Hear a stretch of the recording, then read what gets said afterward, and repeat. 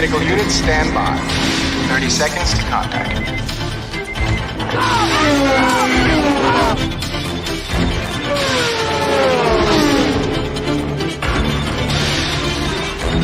20 seconds.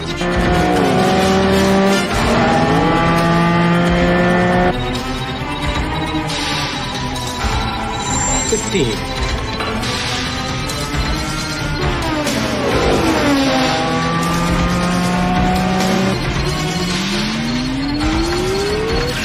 10. 5.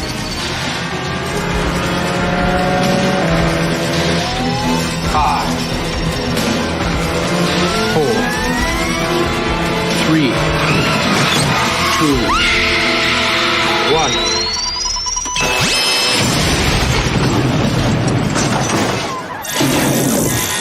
We got him. Let's go.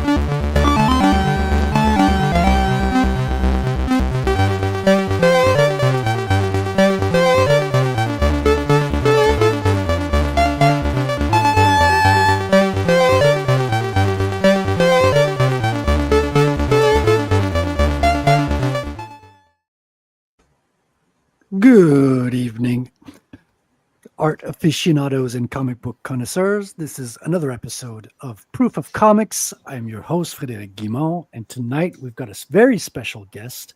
We've got Dreaded Dinosaur here with us. Do I address you as Dreaded Dinosaur, or how do I address you? Mr. Dinosaur. You can call me Eric. Everybody else does. Eric. Okay. Welcome, Eric. Welcome aboard. I'm just going to go around and introduce our co-hosts here. But before I do, we are in the final week of our friend of the channel, Patrick Quinlan's final week of his campaign, and we're going to play his promo at the top of the show here. So this is Phenomena number 2. Phenomena. Sorry.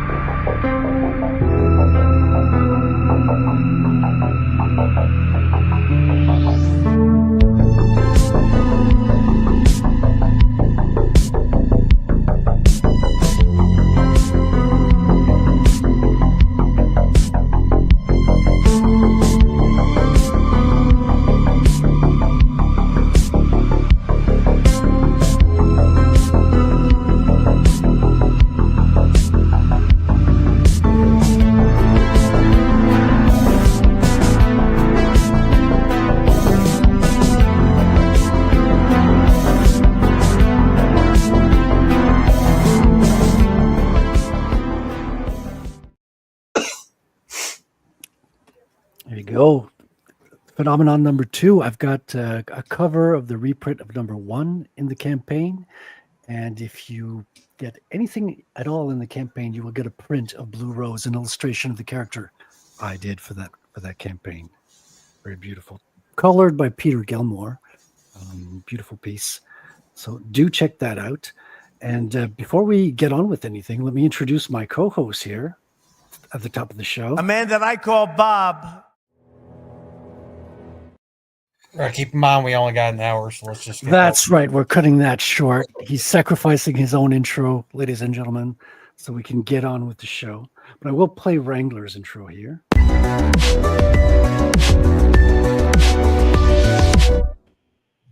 What's happening, everybody?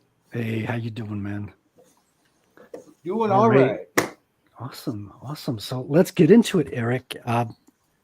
We've just met. I haven't talked to you before at all, and I'm happy to meet you. I'm looking forward to this project of yours.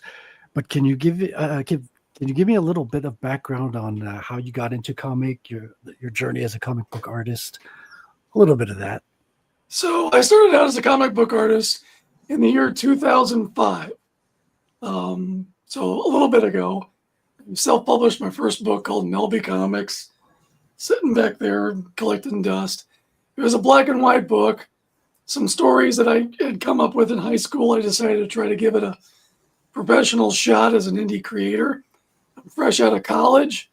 I think I used some leftover student loan money to pay for the print run. I don't advise that, but that was my passion, was independent comics, and so I did 3 issues of that book. There was a couple of others that I did in 2009, and then I kind of dropped off. I got my teaching certificate, my master's, and got into teaching for a little while. Kind of stepped away from comics when I got done with teaching, because I suffer a weird illness that struck me in college called scleroderma. It's an autoimmune disease. My hands are all tarted. That's part of the reason why I have a hoarse voice.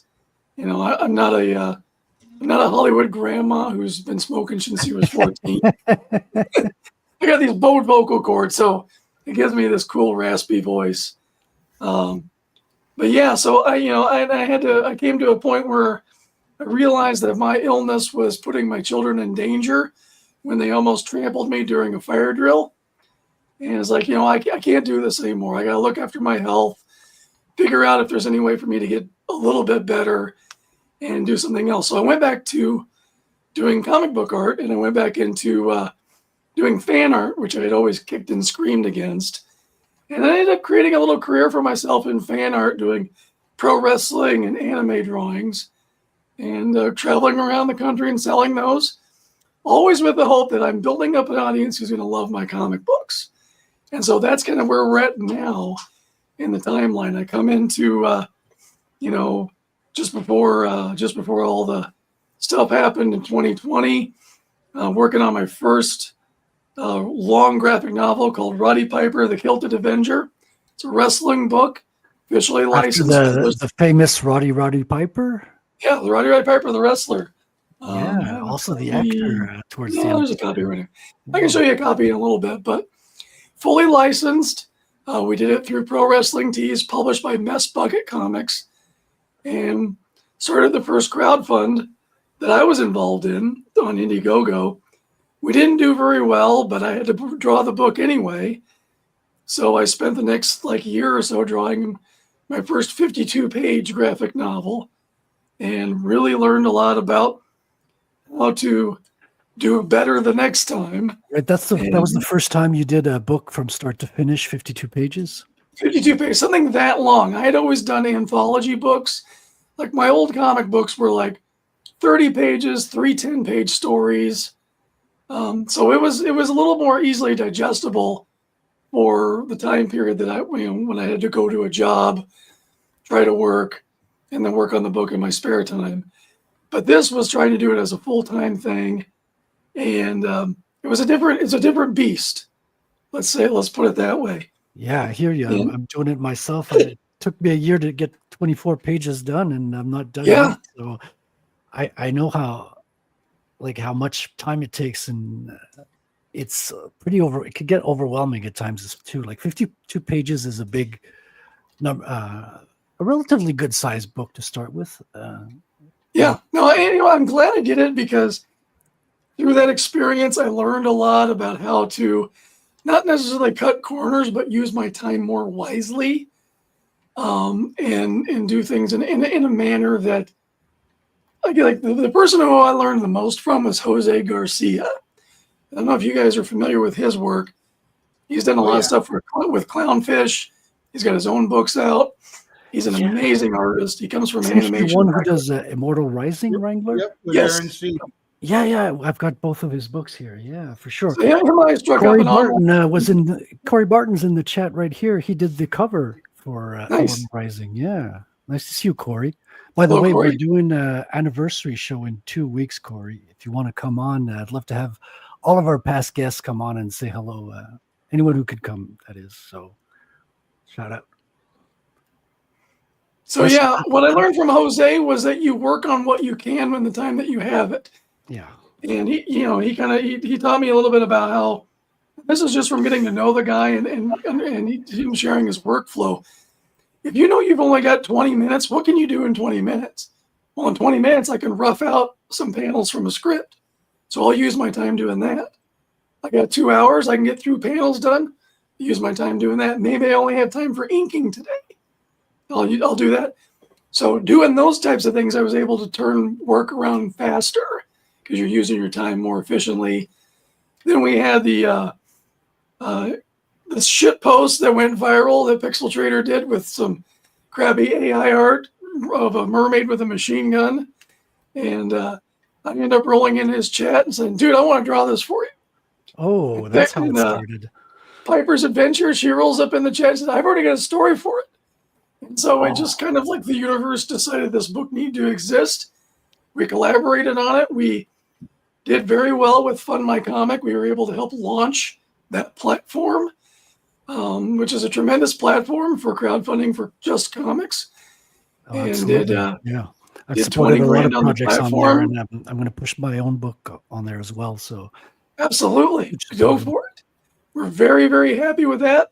We started production. You know, what we did with Fund My Comic was able to get this book done.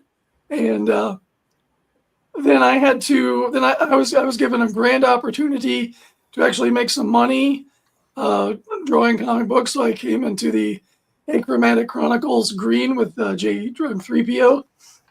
And so I was working on that and Mercmaid side by side. Things are going well. And then suddenly we stopped getting pages from our colorist. Oh, no. And then we stopped getting communication from our colorist. And I had some life circumstances that came up, so I had to focus on some other things. So my drawing slowed down. Again, you know, you're trying to do, this was a 60-page book. It ended up being 62, I think, in the end, because there were some panels that I wanted to be bigger. So we looked for another colorist. I brought on my boy Robo, and that Big Boy Robo, you guys have got to follow him. He's a tremendous artist, and he's a really great colorist. And he elevated my work. The previous colorist started out strong, turned in some weaker pages, no communication, like I said. So we made the tough decision to switch gears. We had Robo redo most of that previous work. And the pages, I think Pixel sent you some. They are just glowingly amazing. He makes me look so competent. No, I haven't seen the pages yet. What's that? I have not seen the pages yet. I don't think Pixel has. So he put those in the X chat. Oh, let me have a look at it. Yeah. That he put together. So we ended up with a little bit of time while we're waiting on Robo to catch up. All my pages have been drawn for a while now. So we're waiting for Robo to finish up. We figured let's do a second chance campaign on Kickstarter, which brings us to our story today. Incredible. Okay, let's get started with the trailer. I've got your trailer pulled up right in StreamYards here. We're going to have a look at that, and then we can get into the campaign and start getting into Ariel a little bit more. So let's kick it off with the trailer.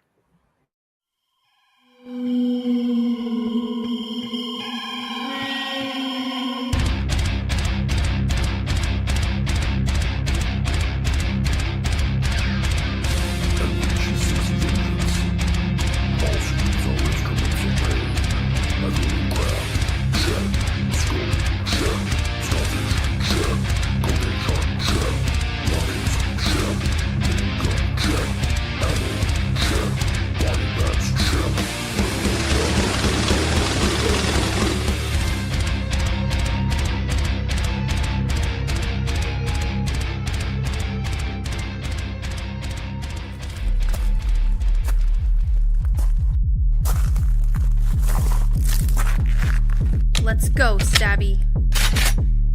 pain's coming for every poor, unfortunate soul in our way.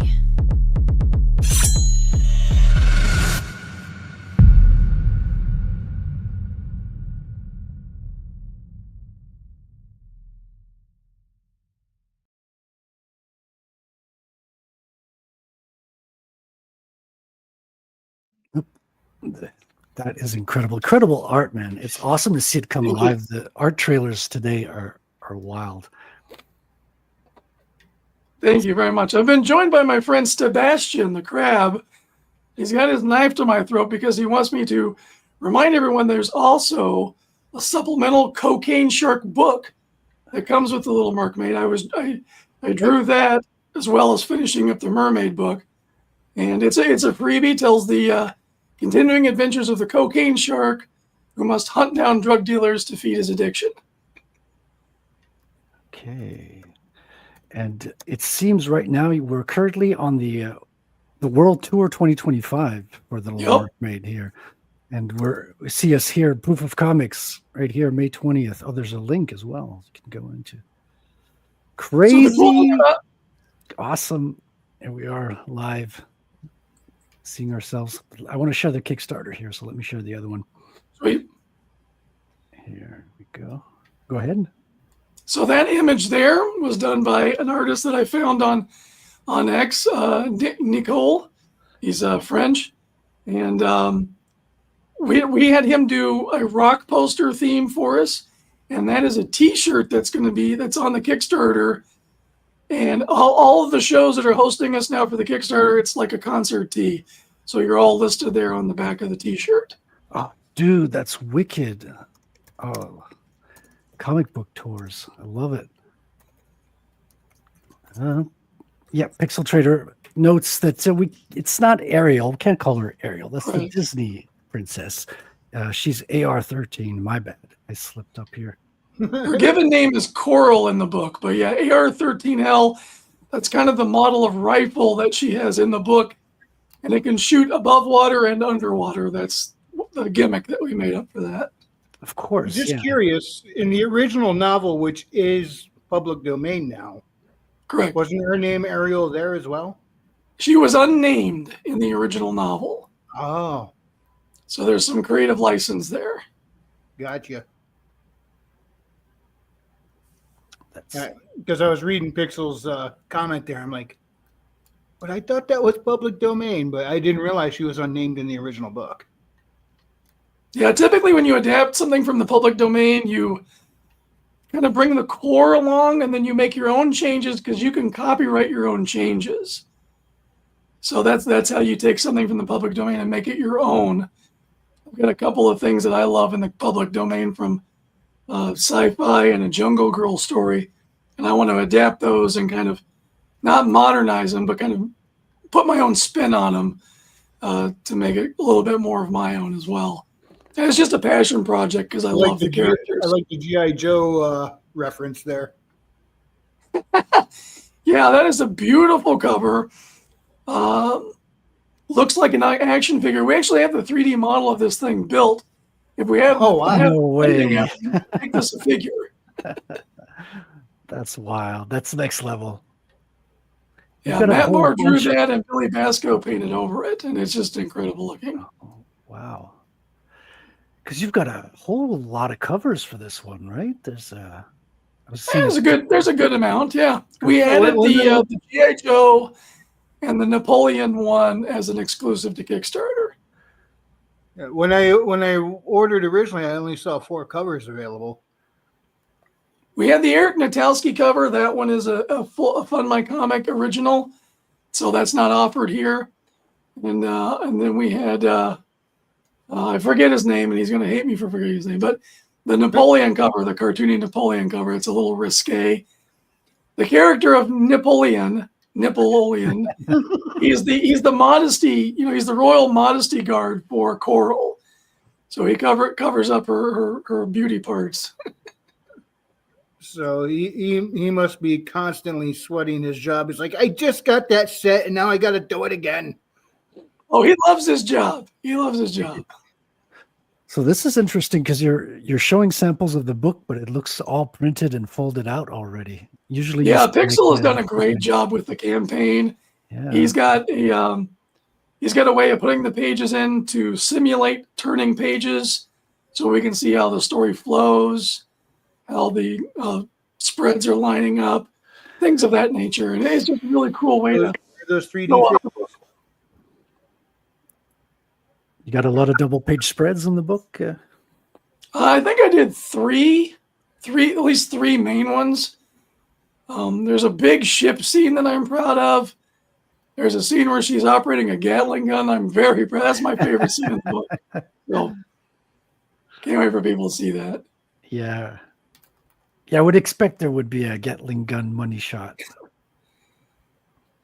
One of the pages I think that Pixel prepared for you in the chat is the training montage. I almost forgot. Oh, by the way, the music in your trailer there sounded just like the guy from, what was it called? I think it was Metalocalypse, or I don't know if you're familiar with that show. Yeah, so that's actually Pixel Trader in his closet. Okay, so how's this? Did he have people knocking on there and singing to him to ask him to come out of the closet? Oh, maybe. I don't know. His wife was probably pissed. Or does that only happen in South Park? So these are the new pages we're looking at, right, Eric? Yeah, so this is a spread. This is the training montage. Starts from the early in the day and goes to the evening. This is her getting used to firing guns. There's this cache of weapons that she's found, which is part of the plot of the story. And, she's not looking for a prince. She's looking for revenge. So she's got to figure out how to use these things. Right. You mean she actually had to practice and train? Yeah. And so there's these little tuna fish cans, because that's part of the cover story of the drug dealers and whatnot, the bad guys in the plot. They have a tuna fish canning plant, and that's where they hide the drugs and stuff. So there's a bunch of these tuna fish cans lying around, so she's shooting at those. Yeah, hey, see, training. Star Wars writers, take note. And you can even see it's going from sun up on the left to sun down on the right, and you can see the sun setting, indicating time. Now these aren't. Pixel hasn't deemed these as final pages for production, but they are in a state, as he said in the little note there, that we can show them off. So there might be some minor tweaks before we print. But here we have her exiting the tuna fish hatchery. So in the top panel there is just a path of destruction and gasoline. And at some point, the crab picks up a cigar because he hasn't had one in a while. The little stuffed guy here, he's got a cigar in his mouth. Now, this is our grizzled war hero. So you can't have a grizzled war hero without a cigar. Correct, yeah. So he finds a stogie, he smokes as much as he can, and he just throws it over his shoulder and blows the whole place up. All right, I got to ask, when you were making the story, what was the voice in your head for Steb Ashton? For me, it's just like this, like an old grizzled Sean Connery, maybe, or like another. Who would be another one that would be just almost gravelly like me, but more baritone? I've seen maybe Quint. Actually, Quint from Jaws would be a good one too. Oh, hey, Katie's in the chat. How you doing, Katie? Nice to see you. Here's just women with bow-legged women. Napoleon Bonaparte. Bonerthwart. Nippelon Bonerthwart. Yeah. The 7th. Awesome. All right, let's have a look at the next one. I'm thrilled to see these. There we go. Oh, saw this one. I'm kind of doxing my ex at the same time. It's not a good idea. Oh, this is not this one. We saw this one. Okay, this one's a good one. Oh. Yeah, so, this is like a dialogue scene where they're looking over this map they found in the office, trying to figure out, what the next move of the bad guys are, where the bad guys are at. Pixel. I love the maps Like we're big fanatics of maps on this channel here. So...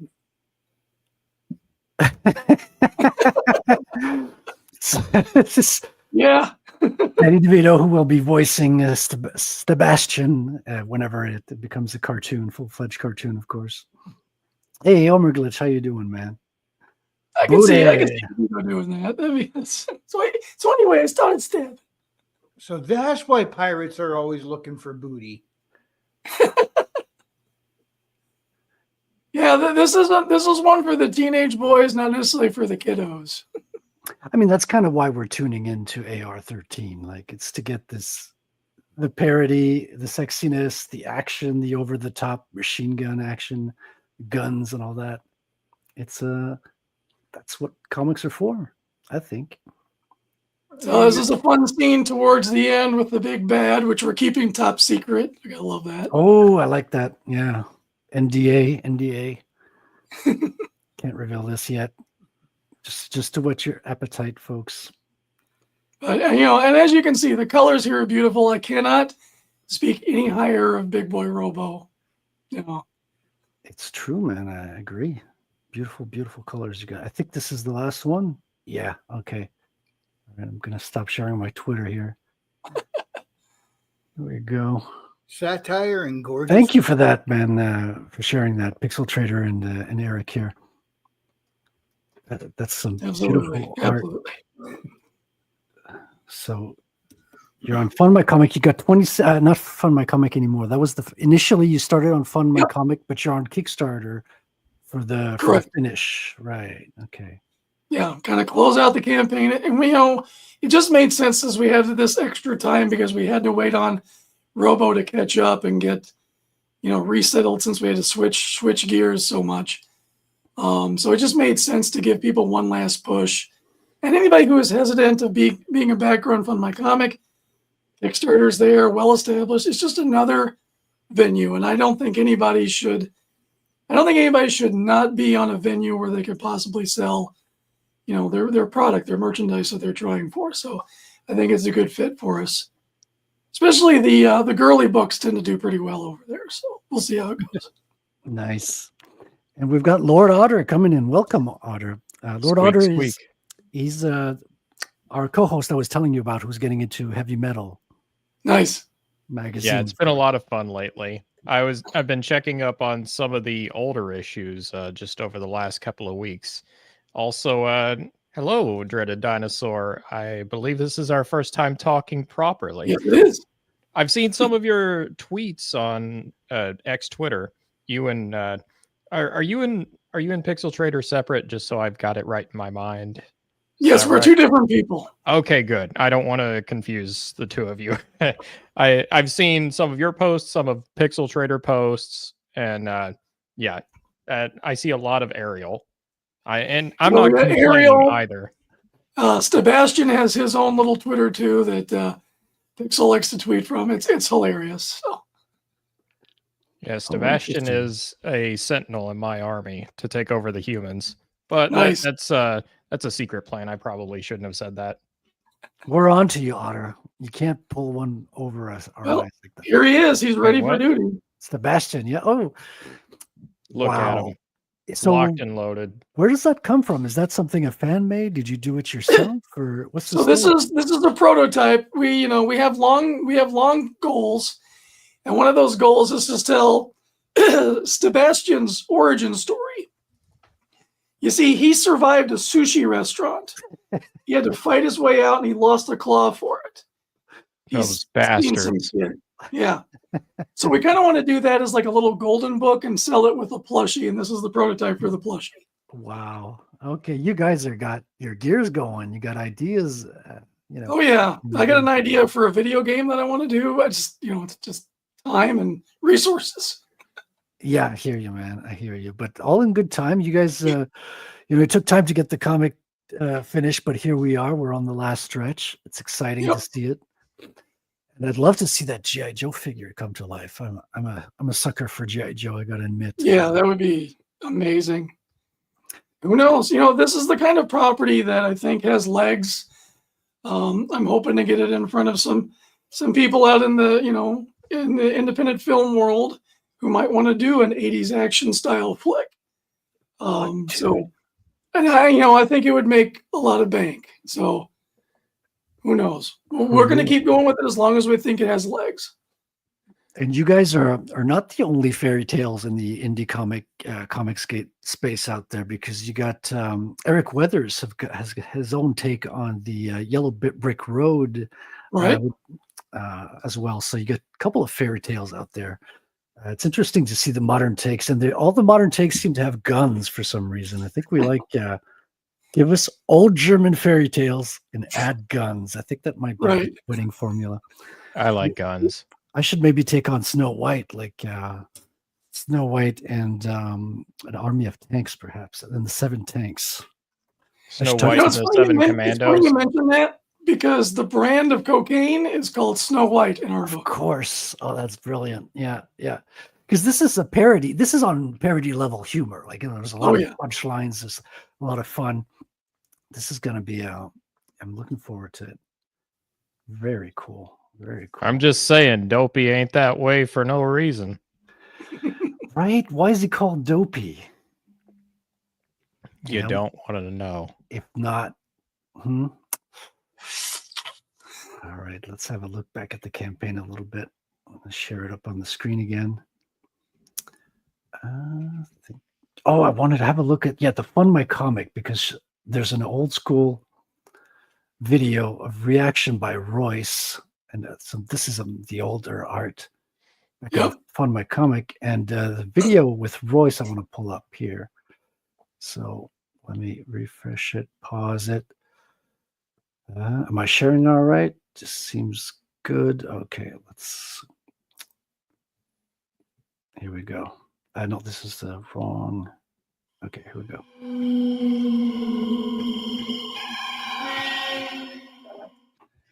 All right, so we are going to check out Little Mercmaid, AR-13L. Oh yeah. Oh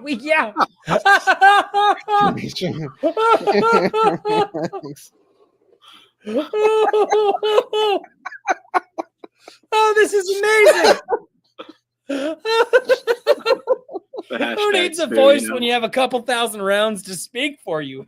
Revenge never sounded better.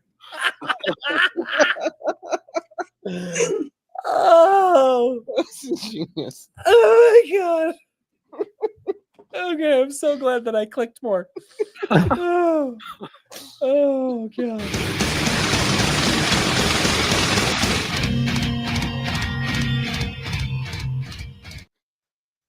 Hilarious. And everyone here we all met through Royce back in the day. So it's kind of nice to see this project tie back together tonight.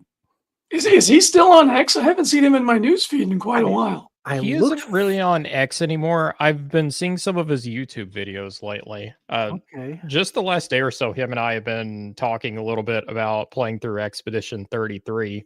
That's how I've been talking with him lately. Oh, cool. I hope he's doing well. I really liked that guy. He was fun to chat with. Yeah, it seems like he's doing good, at least from what I've seen and heard of him.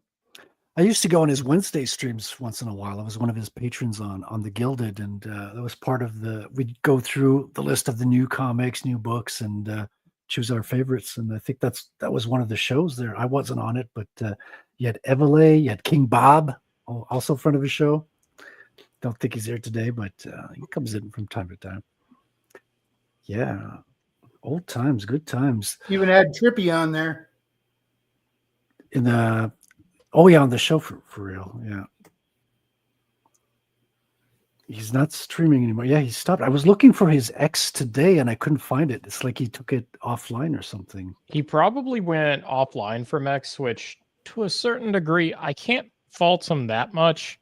X is granted, I say this as somebody who's on X for the most part himself, but X is a little bit of a dumpster fire. It's the dumpster fire we all know and love, but it's a dumpster fire nonetheless. Yeah, it's like I have the opposite problem. I keep forgetting to go on there. I mean, you're probably not hurting yourself by doing that. It's probably a good thing, Wrangler. It's probably why you have such a joyful mood to you, you know. It So I really gotta get helps on with there and make marketing. myself miserable. For Yeah, marketing. exactly. You got to get Yeah, miserable from time to time and do some marketing. it all One of the comes things that down I to found like about X, trolls. Oh, go ahead. yeah, one of the things I found about X is that the algorithm does kind of give you what you want. So I purposely spent time trying to find other, the influencers call them silos, but these other, like, there's finance Twitter out there, or X. So there's, then there's like AI art X. There's like,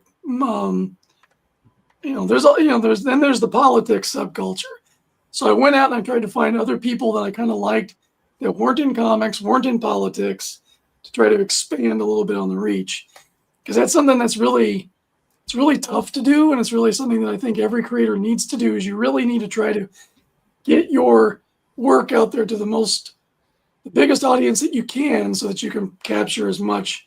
Because if we just rely on our little group of all indie comics people, you're eventually going to run out of people to buy your stuff. You've got to grow beyond it.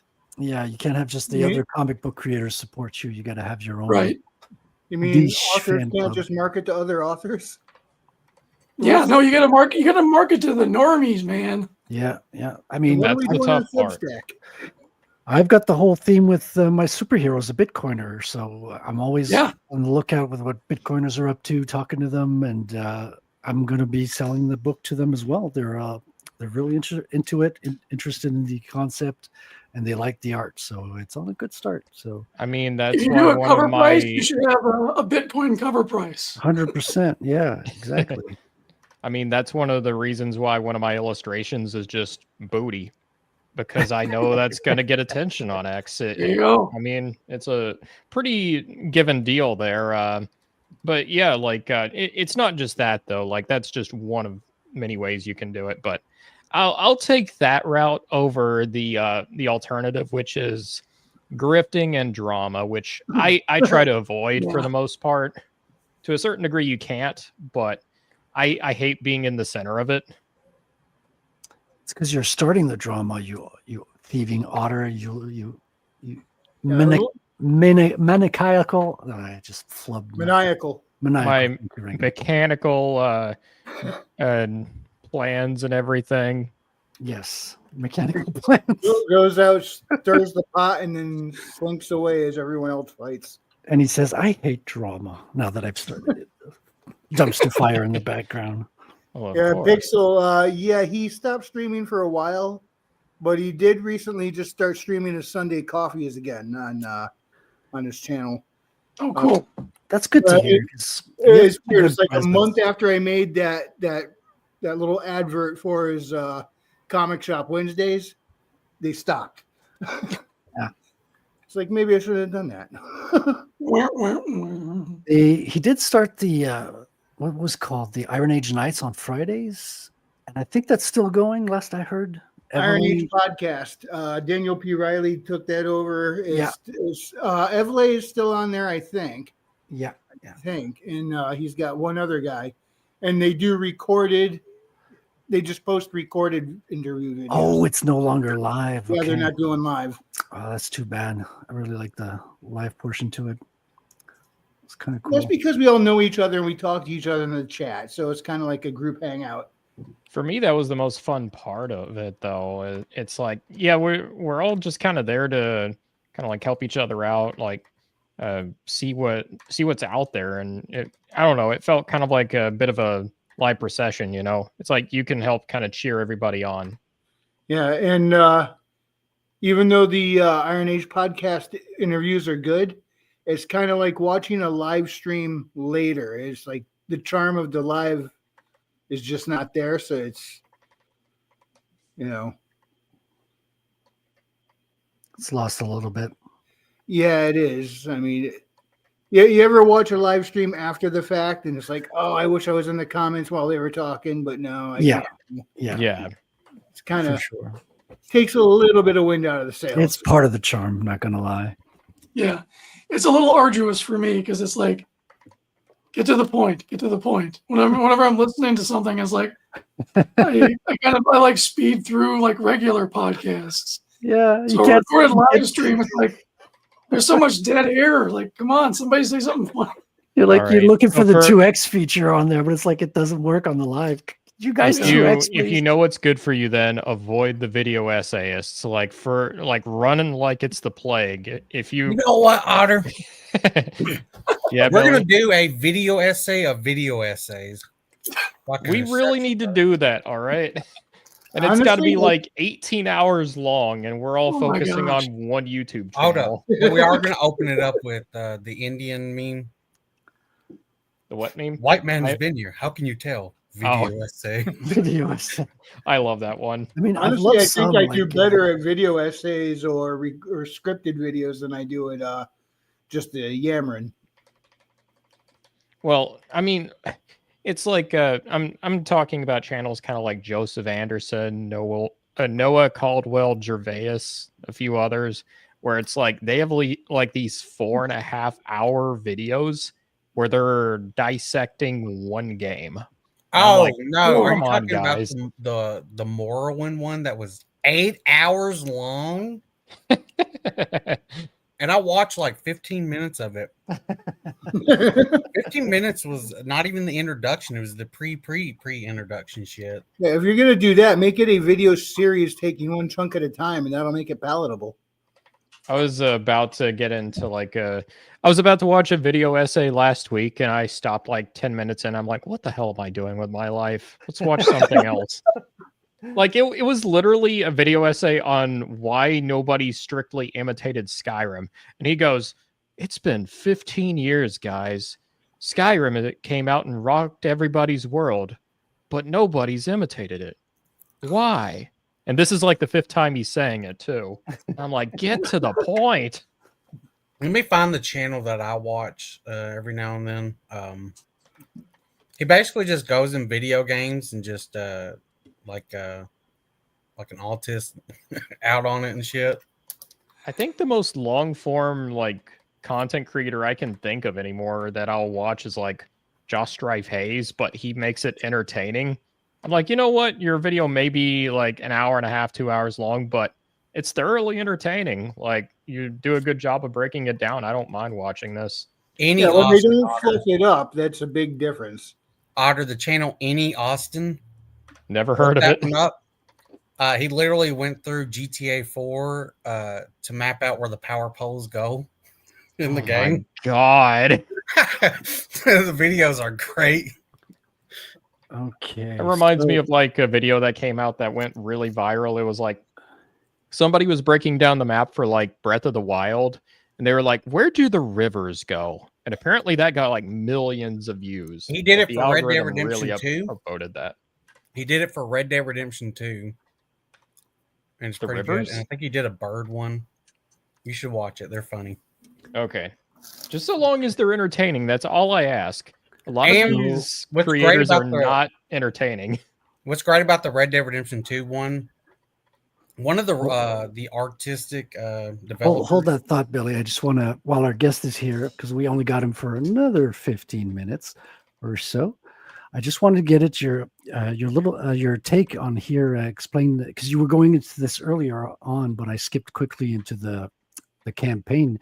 So the world tour here is your promotional tour, right? For Little Mercmaid for the fundraiser.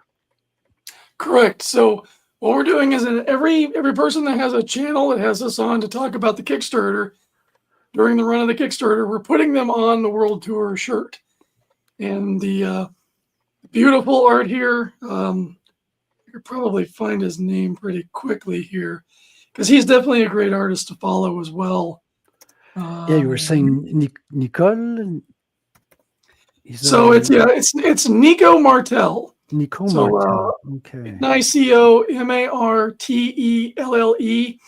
And I had seen some of his that's Masters French. of the Universe art he was doing. I was like, dude, I want him drawing Dinosaur Man someday whenever I get back to that character. That's my webtoon, my baby.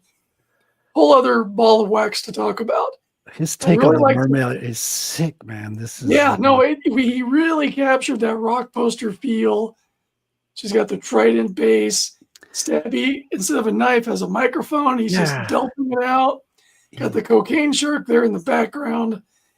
It's just beautiful. I can't wait to wear this shirt.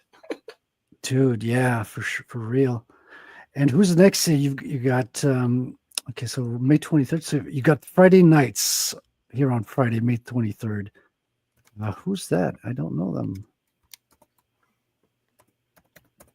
Let's have a look at Mad Ruth here. Friday nights. Yep. And I think I'm when I leave here, I'll be on John Douglas's channel as well. Oh, nice. And so I don't know if he's been added to that yet or not. There's actually a calendar down there if anybody wants to book us. I think this is an interactive calendar. I could have just made up the interactive part. It's like a Google Calendar. So yeah, I think the open slots you can't set anything, but you could probably get in contact with you guys and have something set up. And you're going to be on Flip City on Thursday, 29th. Cool. You didn't know that? I do what the boss tells me. Flip City, a friend of the channel as well. Well, at least especially Nice. on the commando side, Kitty, he's got quite a character. Very interesting. I mean, they're doing basically the equivalent of what Mad Magazine was doing back in the day. Oh, really? That's cool. Yeah, they're a modern day, and they've got their takes on the indie comic scene and the Comicsgate feuds and making fun of both sides, kind of an attitude. So that's a very interesting. Oh, we got Mad Ruth here. So check his show out on Friday. Nice. He's going to be picking up the baton. And you got another show tonight, you said as well? In about 15 I'll be minutes? on John Douglas's. Oh, John Douglas. Okay. Yeah, 15, 20 minutes or so. Awesome. That dude is a trip. John A. Douglas is a character. I really like the review he did for he just recently did a review for my book. He did a really good job with it. Yeah. Was it a positive review? I hope so. Did he Yeah, say it was a very positive review. the only really bad thing is there's no sequel? I think the biggest criticism he had was, I like the boobs in this one part, but it feels just a little tonally inconsistent. I'm like, oh, all right, fair enough. I'll take that L. That's code, Otter. It means the boobs are too small. Okay, I see. Well, once you guys have Mercmaid in your hands, feel free to criticize it. I'll share one little anecdote story. So I was at a convention, and I was talking to Angel Medina. I don't know if you guys know who he is, but he did a little run on Spider-Man. I think he worked on some X-Men books and stuff. And I was trying like hell to get him to critique my art. And he just kept telling me, like, dude, you've been doing this a while. You don't need that. I'm like, ugh. And that's one of the things that I found going to different conventions is people are afraid of hurting other people's feelings to the point where it's like, you can't get an honest critique, you know? So I would search out, and it's like, tell me what I'm doing wrong. What can I fix? So I've seen some creators like take criticism gracefully. I've seen the flip side of that, and I think this is what a lot of people are afraid of. Yeah. Whenever a creator gets like honest criticism, sometimes I've seen them get like really defensive. It's not with everyone, but it's like with certain people, depending on ego and other factors, and it can get ugly depending on circumstances. But I think that's what a lot of people are generally afraid of. And also, it's like if you're like an indie, like it, I think there's kind of like people tend to be a little more intimidated before they give kind of like criticism.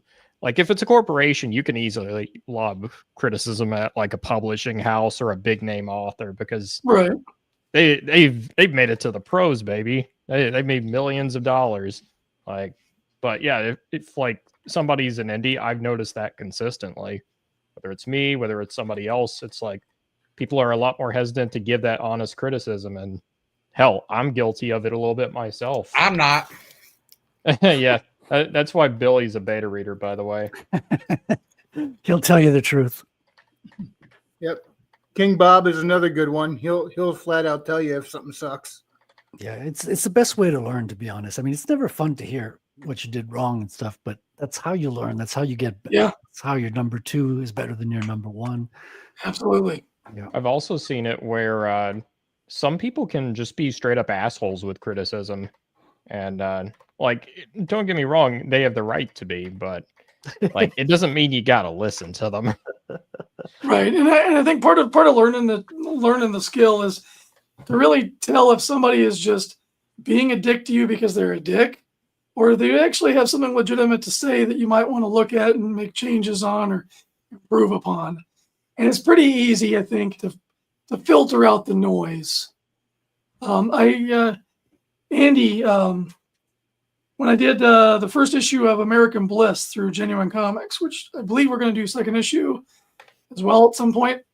But so Andy Smith like reached out to me with criticism, and he went page by page through the book in PDF. We were on a private stream, and he went through everything, and he basically gave me his years of expertise, told me what I was doing good, told me what I was doing wrong, things I should think about for the next issue, or in terms of storytelling in general. And it was like I got to go back to art school and actually have a teacher that gave a shit. And I will always be grateful for that interaction. I honestly think the best criticism you can get is the kind where by the end you're like, man, I feel like I learned something today. Yeah. Like, that's the best kind of criticism. No, he just usually cries after it. Well, we don't talk about that part. We all secretly do, It's like, yeah. Otter, you told me you just climbed out of the river. That's why your eyes were leaking. Well, that's true, but I wasn't telling the whole truth. Those were not crocodile tears. Don't tell them. All right. Don't tell them or it gets the rocks again. All right. So as a thank you for being on, Eric, I got to play you. We got our own little mascot here on the show. Nice. I gotta say, I love you guys' choice of synthwave for the music and the opener with Free Jack. Awesome. How do people talk about that movie? Yeah, it's a little known cyberpunk movie, but that's what it is. It's an old school time traveling cyberpunk. It's got a lot of good stars, and it's a little bit underrated, but yeah, it's a cool story. So let's play a little Sabrina here.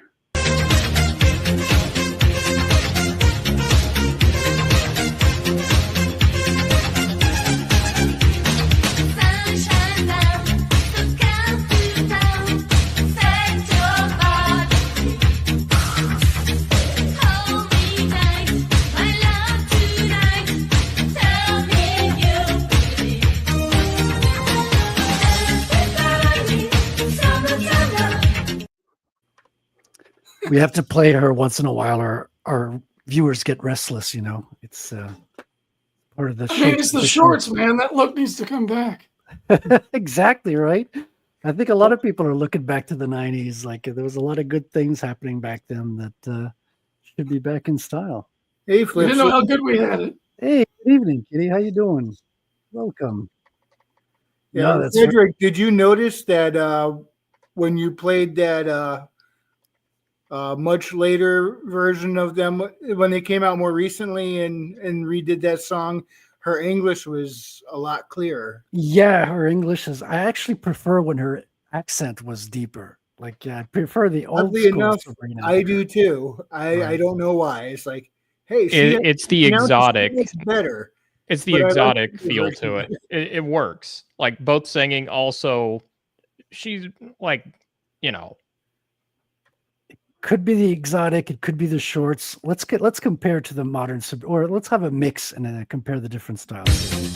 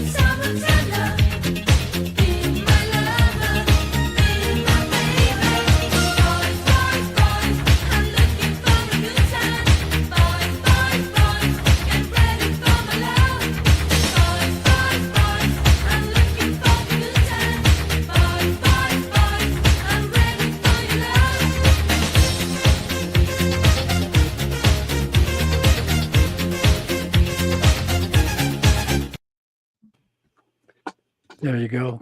Eric, that's going to be a blessing on your campaign. Like every time we That play was beautiful. Sabrina, it always brings good luck. How could it not? Look at her. How long did it take you to put that compilation together and match it up? I was working on it for the last year, Wrangler. That's all I was doing. I mean, that sounds like a labor of love. No, somebody else put the compilation together, and I just ripped it off of YouTube. Oh, okay. I thought somebody in here actually took the video clips and synced it all up, all the different bits with the one track of the song. Turns out she's very popular, and a lot of people are into Sabrina. I'll say. Linkage. She's been active since I've got a clip of her from like 2023. That's the latest I've got. She's fun to draw as well. Yeah, Tenkage, you've also turned me on to drawing Sabrina. I think I'm going to do I want to do a drawing of like multiple versions of her, but in all the different clothing throughout the years. Show like little 1980s, 90s graphical style there. Frederic, you just finish your drawing of Dinah. Yes. And it just ends up being Sabrina. Yeah, that's the subliminally. They're all Sabrina Otter. Am I ever going to be able to get you to draw my version of Sabrina again without accidentally you turning it into her? No, that's impossible. Those days are gone. You had to do that before I met this new Sabrina. It's bad enough they share the same name, and now he's going to look just like her. Yeah, well, Sabrina Selena is her name, so yeah. Let's have one last look at the campaign before you go, because I know we got to let you go pretty quickly there. Eric, and I want to thank you for coming on. It was a blast having you on, getting to know you, meeting you, and then seeing the little Mercmaid. I will definitely be grabbing this one, and I suggest Likewise, you do thank you. Yeah. Let me do one last share here. And I know, Billy, you backed it since the original campaign on Fund My Comic, I believe, right? Billy, I don't know if you're still there. Might have stepped away. He might be AFK. All of the perks that get unlocked are going to filter down to the Fund My Comic people as well. So that is really cool. That is cool. We're going to take care of you guys. Because you guys got a special history with FMC having kicked them off, right? You were the starting campaign, you said earlier? We were the first campaign, I think, to break into the 5 figures. Okay. And we were the highest campaign for a while. Really kind of getting the ball started. Yeah, I mean, well, your concept is electric. You knew it. Day one, you all three came together over a meme, and people just you saw Royce look at it, and boom, people get it instantly. It's a fun concept, and you guys did the hard work behind it, man. 52 pages. This is 62, actually. 62. Yeah, 52 was the Roddy Piper one. Oh, Roddy Piper. I do have. Right. If you guys want to take a look at it real quick. So where can people find you before you go? If they want please follow me at Dreaded Dinosaur on all those social media platforms. I made sure that at Dreaded Dinosaur was the @ for Instagram, the @ for X. You can find me there through Facebook as well. Although I don't spend much time on Facebook because it's like the dead zone. Yeah, I don't either. It's for old boomers and yeah. Yeah, same here. I hang out only in cool places like MySpace. Right? I miss MySpace. Yeah. Here's the Roddy Piper book. If you want a copy of that, it's messbucketcomics.com where you can buy it. It's also able on barnesandnoble.com and I think walmart.com too. Oh, wow. And in June sometime, because I don't control this part of it, the sequel, starring the British Bulldog, will be launching on Kickstarter as well. So here's a preview copy of that. Mess Bucket Comics is doing a shared universe of all these different professional wrestlers as superheroes.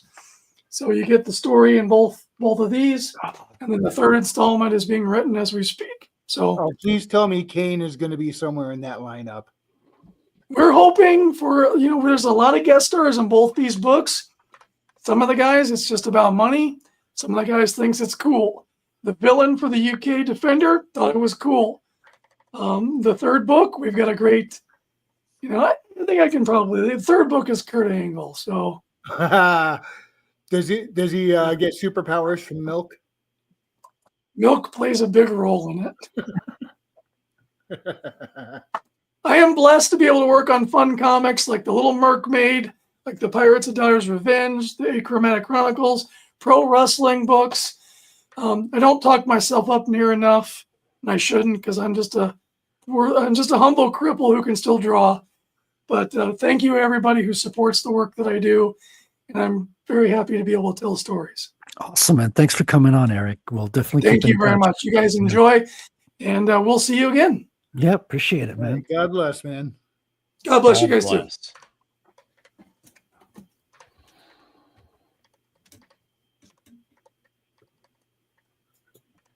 All right. Man, that would have been embarrassing if he DSP'd himself. You want to know the funny thing? Was the very moment I got into the StreamYard chat before I was added to the actual stage here. First thing I see is just Ariel's tits. That's it. I'm like, oh, I see the cadence we're going at today. So that would be like the dream image for an otter. It's like fish and tits at the same time. It's like, yeah, I mean, like, you must have been I'm going not crazy. complaining. This otter's pretty happy. That is dope, man. Surf and turf. He ain't throwing no stones at those. That is something, man. 64 pages. That's why I did something short, like 24. I'm like, it's gonna take me forever. I gotta keep it short because it takes a long time. Gotta start short and just go from there. Yeah, yeah. And you're done with your book, right, Otter? You're formatting as we speak right formatting, now. Yeah. Literally during this stream, I'm formatting. Woohoo! Dude. So that means no more corrections theoretically? Theoretically. So I do have a proofreader who is going to go through it, but I'm hoping that the changes aren't going to be major or anything like that. It's just going to be any potential typos or anything like that.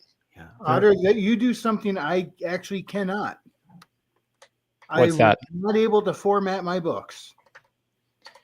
It's so well, I say this, but this is one of the nice things. I feel like I did a lot of the hard work for myself last time, because this time I just took a lot of what I formatted before with my first book, and I'm like, why can't I just make a template out of this for all of these books? I'm not going to change the formatting. I was trying to do it in Word, and things would shift around on me. I'm like, ah. So luckily, I got a copy editor that not only went through and just did all the. At that point, it's not no developmental or beta reading. It's just copy edit. She's making sure I didn't miss punctuations and stuff like that. No, and she does the formatting for me, and I lucked out with her so much. I know as of right now, while I'm formatting my book, I'm also proofreading somebody else's book, which is really fun. I've never been able to proofread somebody else's book before, so that's going to be it's interesting so far.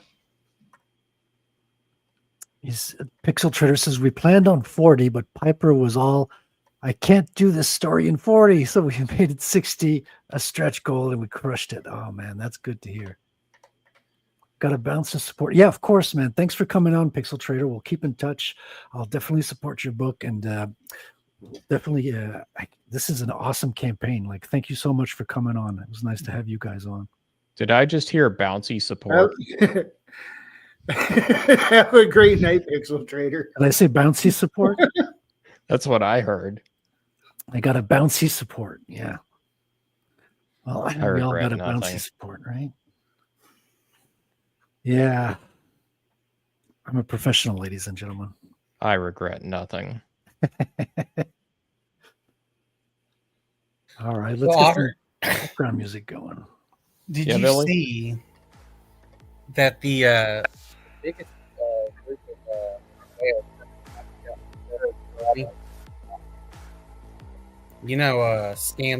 Star Citizen? Yeah. They finally pissed off their whales now, Otter. They finally, did they? So it crossed over $800 million raised. Okay. My God. The game's been in development for 13 years. And Okay.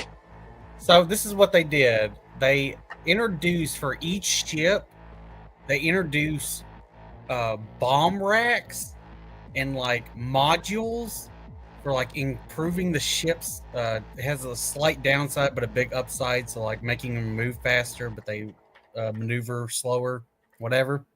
Yeah. So gameplay. And they were selling it as microtransactions. My God. For like anywhere from I think like $15 to like 50. You know, like if it was a more expensive ship, it'd be 50, right? Wait, how is $50 a microtransaction? Well, see here, Star Citizen is basically just sunken cost fallacy, the game. So Otter. Oh, is this game that is never been? He's never going to come out in development for 13 years. Yeah. You told me about this game. Yeah. The single player portion of it and was originally supposed to come out in like 2016. Man, you're so right, Otter. It's sunk cost fallacy, the game. So, it goes way more insane than that. They have like skins. It's like ship skins that go for like thousands of dollars. No. So their ship prices go from like I think the low end is 45 to I think 2,000, over 2,000. What's even worse is some of those ships are literally JPEG images that they might develop it in the future sometime. You're paying for a promise. Yeah.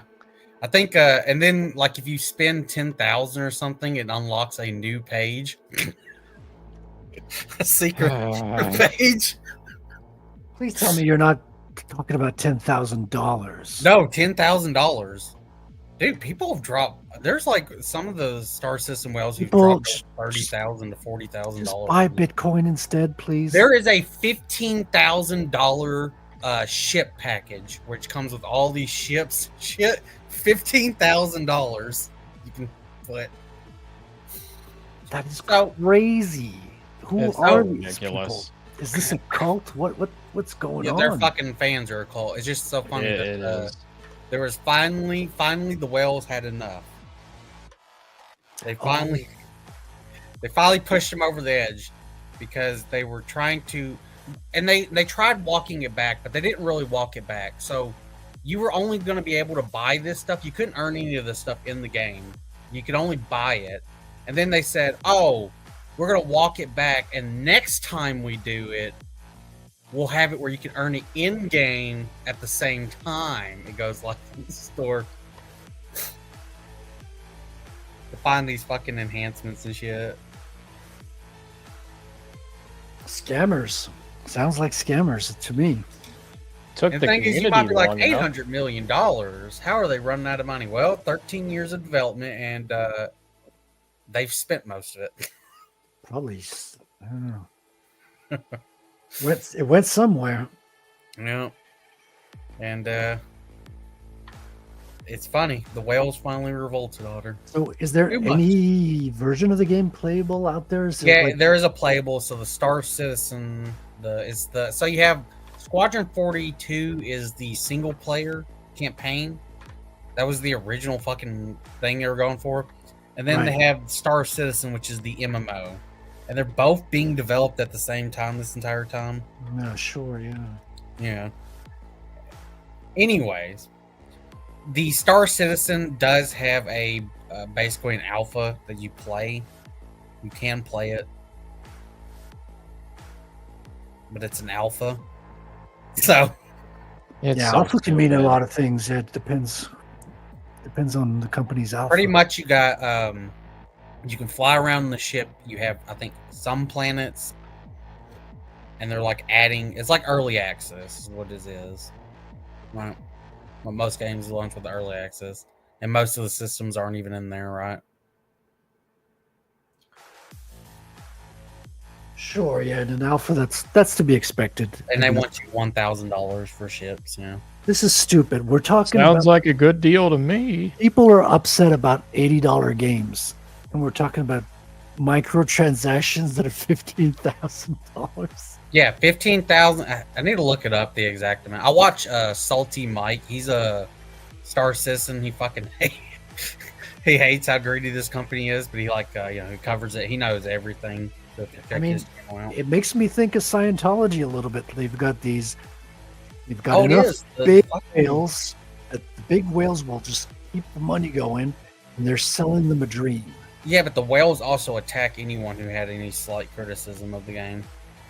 Yeah, it's like a cult. Yeah. Well, it's the sunk cult. They were so fucking crazy and lunatic that they even made Mark Hamill fucking go, whoa. Wait, how is Mark raging leftist, man? How's Mark Hamill involved in Star Citizen? He's in the single player. Holy shit! So they basically. So let me put it like this: the single player campaign, they basically decided to hire like every sci-fi A-list actor or B-list actor that they could find. So you have Mark Hamill in there. You got Gary Oldman. I'm blanking on. Okay, so at least some of the money went to the game, to the buying talent and stuff. Yeah. A little bit. Well, I mean, I think they're really trying to rush to get that single player out now because they're starting to sweat a little bit. Well, if the whales are upset, yeah. Yeah, they up the whales. That's fucking news. That means the cash cow is going to go. For this company, they finally pushed it a little too far for these fucks. Yeah. That's and crazy, that's why we man. call the game Scam Citizen. Yeah. Deservedly so, I guess. I mean, I haven't looked into it deeply, but I don't think you need to. I can send you channel Salty Mike if you want to learn anything about the shit's going in there. Yeah. I mean, I've seen so many. Listen, I come from the Bitcoin space, so I've seen so many scams. Everything that has the word crypto in it is a scam. So I'm used to it, like buzzwords and throwing JPEGs at people. I'm suddenly reminded of Hawk Tua coin. Yeah, I'm not joking about the JPEG thing. Literally, it's like this is a concept art for a ship that you can pledge for. Yeah, I believe you. So the whole idea is supposed to be. Oh, ladies and gentlemen, for the first time ever, I think this is the first time, but first time ever, Tenkage. What's up, everybody? What's up, man? Hello, Mr. Fifth First Timer. Yeah.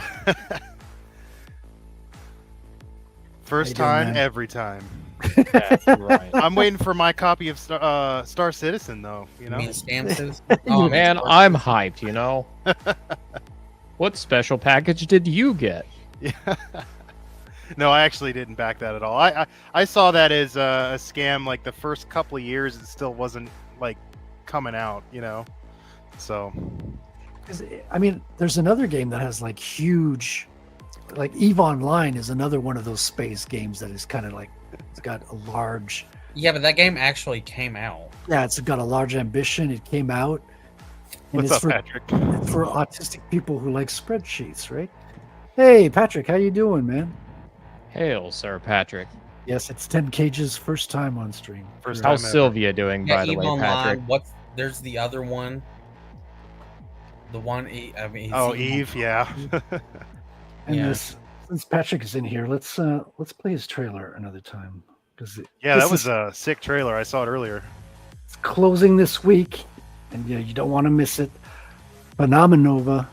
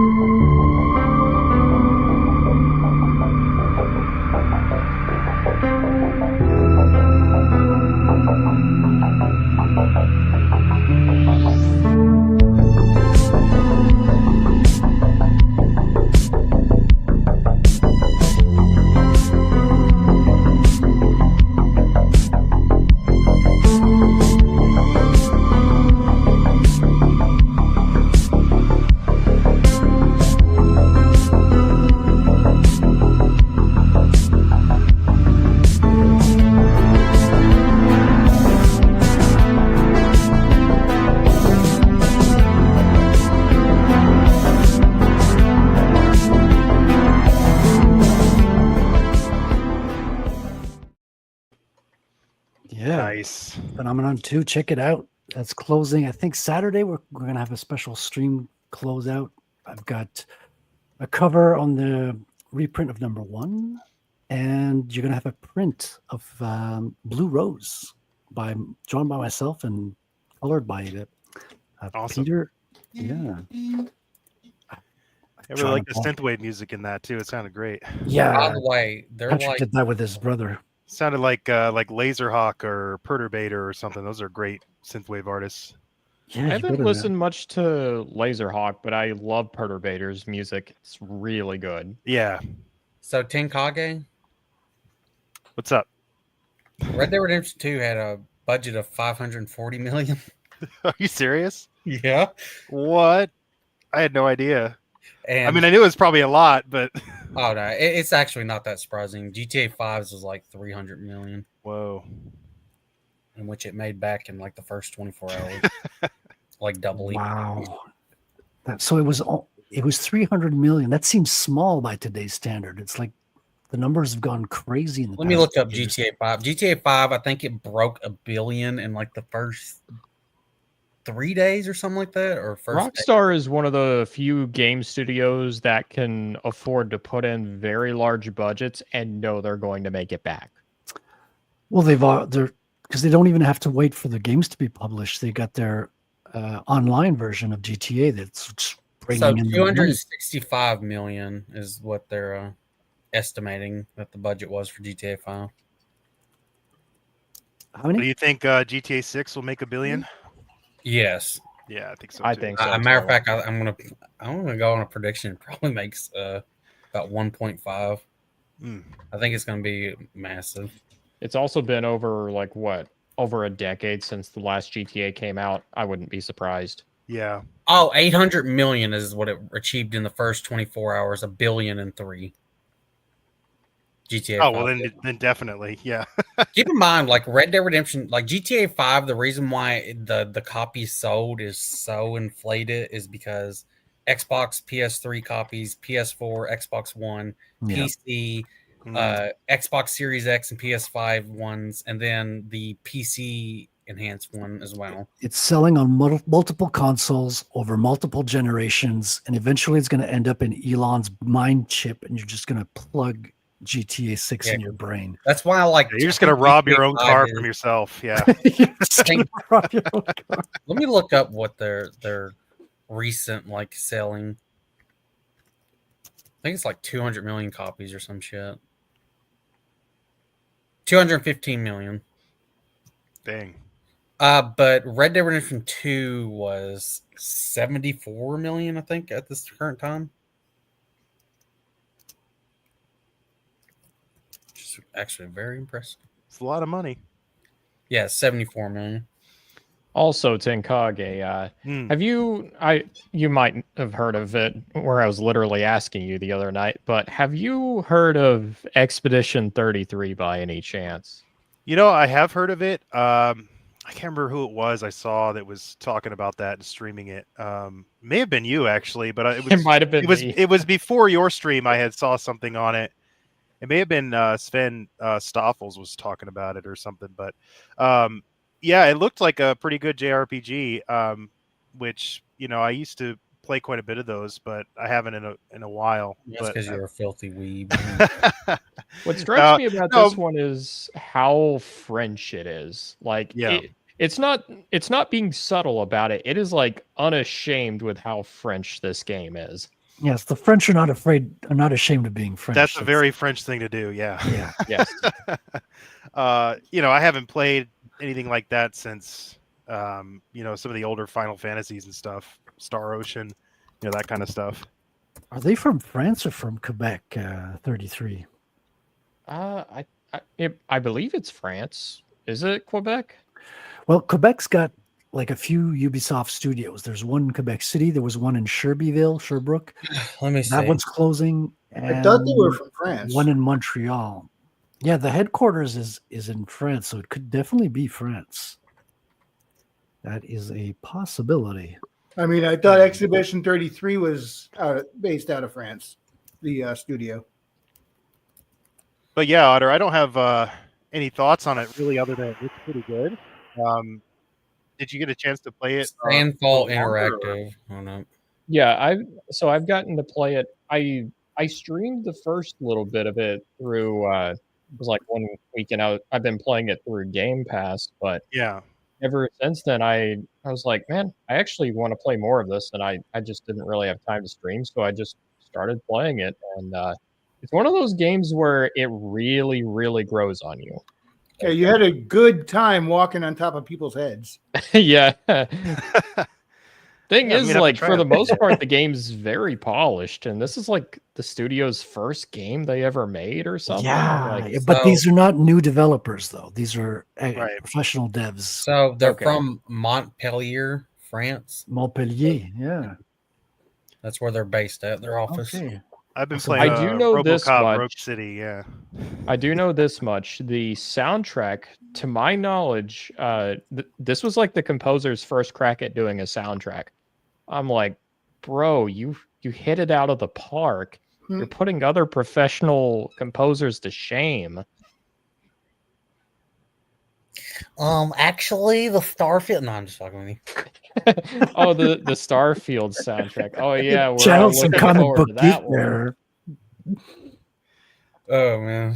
Yeah, I think we're going to start seeing a lot of really good content in the next couple of years, just across the board. You know, Yeah, it's starting. Yeah. You know, for a lot of different reasons, but I think games, You comics, sweet all of it. summer child. We still got some turds left to go through. Oh no, there's always going to be There's the gonna be turds, the man. turds. Yeah. Oh, we got James coming in here. Hey, James, how you Hail, doing, friends. man? And then the floaters up, just man? won't go away. Yeah. Hey James, we're talking about turds tonight. Yep. Okay, I was listening to you guys. I was nursing off a freaking migraine that hit me in the middle of my stream.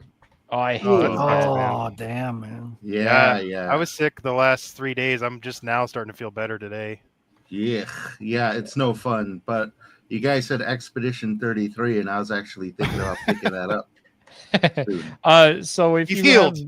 if you have Game Pass, I recommend playing it that way to see if you're Gotcha. curious. I'm actually in the ballpark where I'm like, if you thinking about buying the game, I will actually recommend buying it. If you're if you're good with putting down like $45, $50 for it, compared to like what $80-$90. Yeah, exactly. By comparison. Yeah, Thanks, Nintendo. And frankly, it's we don't get enough of these AA games. We really don't. It's also by a French studio, which is, I mean, like we do get plenty of games from French studios, but not one this big. Like it's usually an American studio or a Japanese studio. Sometimes South Korea as well. But how big is it? There's 30. No, I know Ubisoft is a French studio as well, and like don't get me wrong, I love the Rayman series. Rayman is like what French studios can do on a really good day. That was a long time ago, though. That was a long time ago in a land far, far away where there's a whole bunch of lums. Everybody, every character acts like they're high, and there's a suspicious amount of air humping. I remember You think that. I'm kidding? I'm starting Hey. to remember that. Yeah. Don't forget the Steam summer sale, I think, is next month. So, then you can get RoboCop Rogue City for like $8. Oh, I already got it. I got it like really cheap as well. Yeah. Really faithful to the films. Gotta say. Yeah, that's what I've been playing lately. But the gaming list is almost as long as the reading list, so it's just never going to end. Yeah. Dude, There's been like 3 really good games coming out all at once. You have like the Oblivion remaster, you have Expedition 33, and you've got the new Doom. Yep. The new Doom is like it's flopping, isn't it? I'm hearing negative. It's from the reviews. underperforming. I don't think it's flopping. Okay, but just underperforming. The problem It's with hard to that, follow what up does that Eternal, mean? man. Because it's being released on Game Pass. You know what I mean? I don't think that's the sole reason, because you have like the Oblivion remaster and Expedition like both releasing on Game Pass too, and those games are killing it. And neither of those, I think, are Seems to be $80. liking it. I think some of it has to do with the game's marketing probably wasn't the best, but I think more than anything it's timing, because Oblivion and Expedition both came out like side by side. nobody was expecting anything from either game. Then both came out, and it's like positive word of mouth spread like wildfire with both games. To be fair, there could have been some backlash over the fucking physical box not even having the damn game. It's a download code as well. I think it's a compound issue, all of the above, and the price itself. Because there is something to be said. If a game is priced at $80 and it's on Game Pass, that's more of an incentive to actually just play it on Game Pass.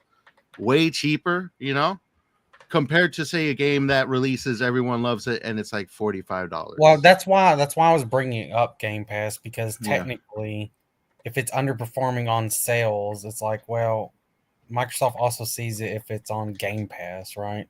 So you can't directly go off. I usually don't accept that because they're right. There's a lot of great hits that are on Game Pass that are also out there, but there's not a lot of them that are at the price range you got going on here.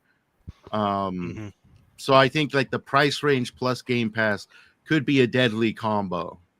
No. My thing is coming up on like the people making that assertion, right? On the sales. Like, I'm gonna put it like this. I mean, they hide the fucking numbers. Let's be honest, this corporation. So it could be doing horribly on Game Pass as well, on downloads and shit. But usually they couple the downloads over the sale when it's on Game Pass. I don't know. I can say after someone who downloaded and played it and beat it, it's all right. It's not eternal, baby. It's not eternal. Yeah, I had to disagree with Razor's take. He was saying that the whole reason Dark Ages was underperforming was because Doom Eternal was a bad game. I'm like, dude, that's a bad argument. Razor, Razor, you sucked at the fucking game. I watched the fucking stream where you played it. It was a bad argument. Doom Eternal. That's Razor on brand though, being contrarian there. I'm just like, it's a bad argument, Razor. Like there's like 3 ways you could tackle it. You pick the worst one. By the way, Eternal, one of the most praised fucking Doom games. Yeah. That game also sold like hotcakes. Yeah. I know there was minor controversy regarding the OST, but I think that's about it. Was with Mike. That was a whole separate conflict, but that was well after Eternal release, though. That was more with the DLC. Well, it was specifically with the soundtrack, the official soundtrack book, because Bethesda fucked it out, and then like months after that, we got the whole stuff coming out with Mick Gordon and him. Here's a more solid argument I think you could make, was that people weren't the most pleased with how the DLC went, and the DLC was like a direct continuation of the story. I'm wondering if that wasn't a factor. No, it was just terrible writing, but I mean, game's not like that is one thing I will actually say is the games, I think they work better when they have less story. I don't know if that's just me. Depends on the kind of game. Yeah, I mean particularly Doom. Here's the thing: I would agree. It doesn't need to be overly complex. I think having fun lore is fun to have. I think the problem with Eternal is, let's write half-ass reveal. Yeah. Doom the fucking dark. So Doom Eternal's the Ancient Gods Part 2. That DLC had the same fucking writing style as Doom the Dark Ages. They do the exact same shit. Oh, we got this big reveal. Well, there's no lead up to it. Yeah, it just happened. I don't know. You missed this like little dialogue. Why is Cthulhu here? How is he captured by fucking humans? I don't know. I can't really speak much to Doom because the last version of Doom I played was the first version. That reminds me really quick. So the other you night, and me both, Wrangler. The other night, I was reading the first issue of Heavy Metal Magazine, and I was showing this to James. So are you guys aware of the Den saga in Heavy Metal Magazine? No. Den saga. I can't say it's even part of the movie. It's where you have like this young kid who's experimenting with electricity, and it's like the green orb that's the Lochnar just kind of like comes in, zaps him, and then he's basically John Carter in a different world. Dude's like a big kind of like red skin, like super buff dude, completely naked too. And his whole thing is just saving naked chicks, and they want his dick. That's essentially the story. That's John Carter of Mars, man. I mean, what I didn't realize was the first lady he saves is about to be sacrificed to an eldritch deity, and like I didn't notice it in the movie, but in the comic, it's literally just Cthulhu spelled backwards. I'm like, this is not even trying to hide it. Yeah, a lot of the writing wasn't the best in those magazines. I can attest as a collector of similar rags. So Patrick, I do care when it's shoved in my face. So I do care about the story at that point, because it's like, you're gonna put a story in front. I don't give a fuck if it's a Doom game or not. If you're gonna put a little story in front of me, at least be decent. Yeah, I agree with that. If you're gonna have a story in your game, and you're gonna proudly display it, it better be a good story. I thought the Wolfenstein reboots did a decent job. I mean, they weren't all. I didn't like the second one. I played through that whole game. I did not like the second one either. The first one was solid though, as far as the. I had to look at what's her name, that ugly black chick who's like in every video game now as well. Ouch! Now I don't wonder why when I was playing the Jedi Lost Order back when it originally came out, right? And the one black chick is like the master and whatever. It's helping you. And I was like, why does her fucking face look so fucking familiar? It's a weird bug eye thing. And then I thought eventually later, I was like, oh, it's the fucking chick from Wolfenstein 2. The fucking Marxist black bitch. Yeah. Let me guess, you don't need no man. Yeah. I think it was Almighty Lolly who was actually comparing kind of like both games bring up kind of like the topic of racism, specifically like white and black Americans, how they treat each other. And it's a side-by-side comparison with how the first game writes it and how the second game writes it. And it's like night and day, because one actually treats both sides like actual fucking people. It's like you can kind of understand where both are coming from, especially like in this fucked up setting. The second one, it's like, yeah, this is just like propaganda. Like that's all it is. So Patrick, pretty much the Ancient Gods Part 2 basically is like me at, I don't know, like 10 years old writing a story. That's the level of writing and that DLC, specifically that one. And it carries over into the Dark Ages. Now you write stories like a good mature adult, but with the sense of humor of a 15-year-old. That's right. But that was there. And also, this will be a complaint that I will hear about, because one thing I always, Patrick, you would know it. Everyone talks about Doom 2016. One of the main things everyone brings up, no sprint button. Because at the time, you had Call of Duty and even fucking Halo adding sprint buttons and everything, right? Doom the Dark Ages has a fucking sprint button for some fucking reason. Yeah, that feels wrong. Like your sprint movement should be your regular movement. But it does. You mean it's not a quality of life improvement to add in a sprint option that wasn't there before? No, because the whole point is that your normal moving speed is the sprinting speed, and especially in Doom, which is an arena shooter. But it did.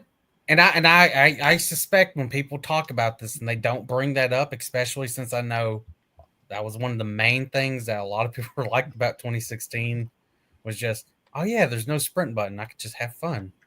I'm doing all the other shit. For some reason, this one brought it back. And then the dragon segments, the flying segments are like Halo Reach's ship combat segments, except stripped out all the like ships actually attacking back, and you just have like little tiny follow the dragon and hold down the shoot button, and you'll explode them. And then you get to the ships, and you're basically just waiting for it to shoot one way and dodge it, and then perfect dodge it so you can blow it up real quick. That's it. There's no complexity. It's the one thing in the game that like they should just cut. They clearly didn't have time to actually flesh it out and stuff and do cool stuff with it. And then the Atlan mech is actually fun. As a matter of fact, they should have cut the dragon shit and even added more to the Atlan mech with different enemies and shit. or more weapons and more segments committed to it. What they should have done. Also, I talked about this with Otter. The soundtrack. The soundtrack sounds like it was done by a fucking studio, not a person, a studio. I will say this: there are I haven't played any of the game myself yet. I've seen little bits played of it. It does sound like a metal soundtrack. It's just, it's not to the same effect. So, I'm not saying, once again, not saying the music's bad. However, it fucking gets lost in the background during combat. And then I told Otter this. I don't think it was spliced like Doom 2016 Doom Eternals was. What I mean is, so Mick Gordon, when he did it, if I remember correctly, he did it in 16 parts each track, right?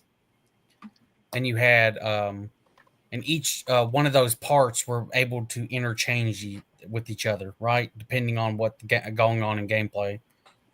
It's one of the great things about 16 and Eternal. Doom the Dark Ages, I am positive fucking doesn't have it.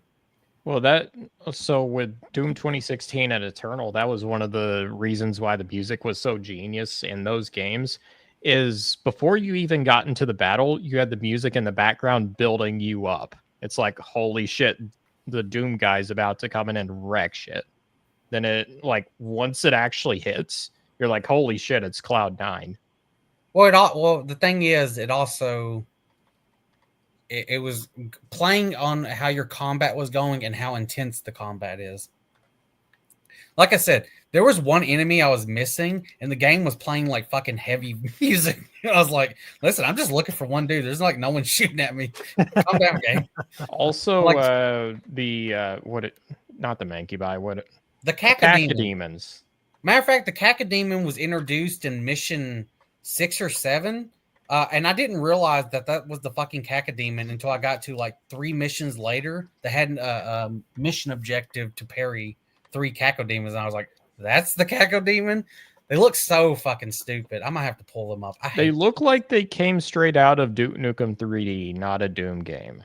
So for anybody is, you have the Cthulhu. It's supposed to be your normal roster or you have your normal enemy, right, that you always have in Doom games, but then they took some of those and made them Cthulhu-ish. One of them is the Baron, the Cacodemon, and the witch ones from 2016. You know the ones that could teleport, Otter? I think so, yeah. Those get turned into one of those as well.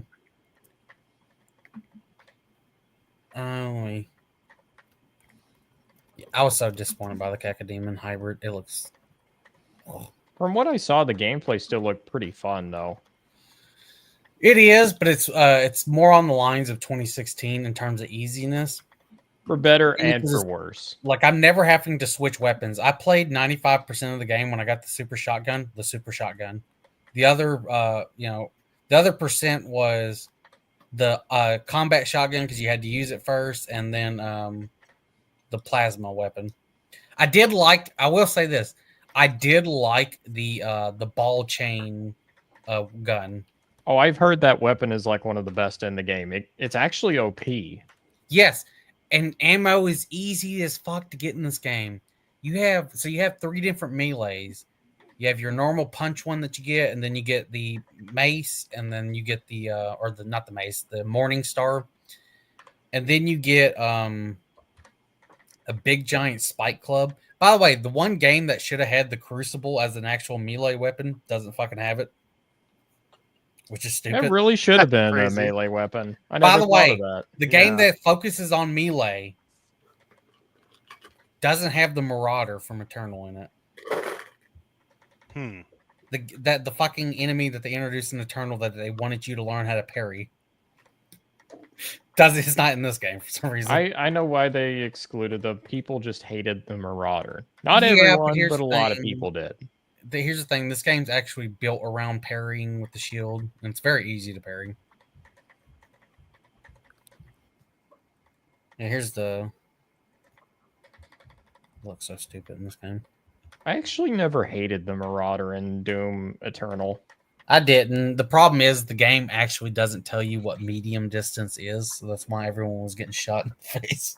They're thinking because you have to be a certain distance to trigger the parry. You have to be like mid range for it to actually work, because if you're too close, he does melee range. Yeah, if you're too far away, he shields and just fires projectiles. Yeah, here's the stupid cacodemons. So their whole thing is they use mine patterns and then shoot them at you that you have to dodge, like purple ones, and then shoot like green lasers at you.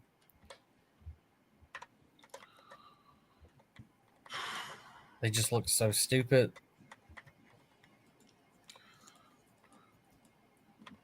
They massacred my cacodemon. Look what they did to my boy. And since the game doesn't have weapon attachments like it did in 2016 or Eternal, you just have either a new weapon or another, or a quote unquote, or the new other weapon is an attachment. So like when you get the super shotgun, you can just switch to the normal shotgun very quickly in combat. You don't really have the attachments like you did in Eternal or 2016, like the full auto and all that, or the sticky bomb one. And then glory kills are still in the game. And What's I found glory this kill? out. So glory kills in 2016, when you get the enemy to a certain health, they'll glow and shit, and then you can click on it and you fucking rip them in half. Oh, okay, nice. It was one of the best parts of the game.